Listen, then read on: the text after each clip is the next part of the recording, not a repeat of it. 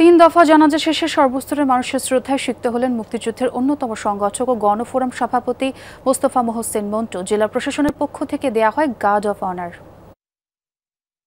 রোববার বিকেলে শেষ নিঃশ্বাস ত্যাগ করেন ৬৯-এর গণঅভ্যুত্থান থেকে ৭১-এর মহান মুক্তিযুদ্ধের অন্যতম সংগঠক ঢাকা জেলা গেরিলা বাহিনীর প্রধান মোস্তফা মোহসিন মন্টু। রোববার রাতে ও সোমবার সকালে দুই দফা জানাজা শেষে তার তৃতীয় জানাজা হয় ঢাকা বিশ্ববিদ্যালয়ের কেন্দ্রীয় মসজিদে। পরে সর্বস্তরের শ্রদ্ধার জন্য তার মরদেহ নেওয়া হয় কেন্দ্রীয় শহীদ মিনারে। সেখানে জেলা প্রশাসনের পক্ষ থেকে গার্ড অব অনার দেয়া হয় মুক্তিযুদ্ধের এই অন্যতম সংগঠককে।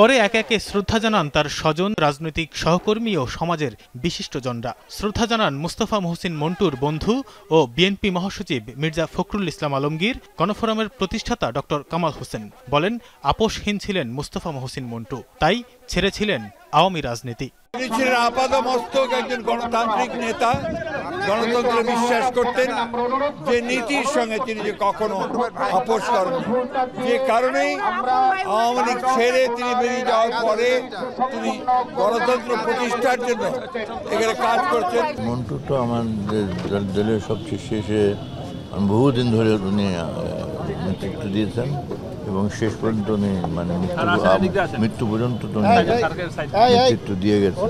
শ্রদ্ধা জানাতে আসেন বিভিন্ন রাজনৈতিক দলের শীর্ষ নেতারা। বলেন, মোস্তফা মোহসিন ছিলেন অনুকরণীয়, অনুসরণীয়। তরুণ বয়স থেকেই তিনি যখন ঢাকা বিশ্ববিদ্যালয়ে ৬০-এর দশকের শেষ দিকে উত্তাল ছাত্র আন্দোলন ছিল, সেই সময় ছাত্র আন্দোলনেও তার গুরুত্বপূর্ণ ভূমিকা ছিল। মন্টু ভাই ছিলেন বলা যায় যে একটা সাহসের প্রতীক।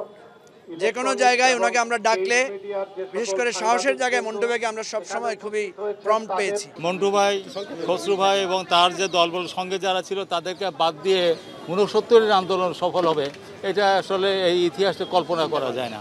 মোস্তফা মন্টুর প্রতি মানুষের শ্রদ্ধা দেখে আবেগাপ্লুত হয়ে পড়ে তার পরিবার। ছেলেমেয়েরা জানালেন, তিনি রাজনীতি করেছেন মানুষের জন্য, দেশের জন্য। সবাই বাবাকে জানে তার কাজের ব্যাপারে, তার পলিটিক্সে কি করে গিয়েছে, দেশের জন্য কি করেছে সে। আলহামদুলিল্লাহ, আমার বাবা অনেক ভালো একজন লোক ছিল, দেশের জন্য অনেক করেছে।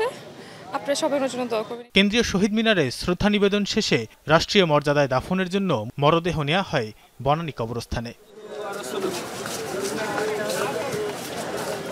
তানভীর সিদ্দিক টিপু, যমুনা নিউজ, ঢাকা।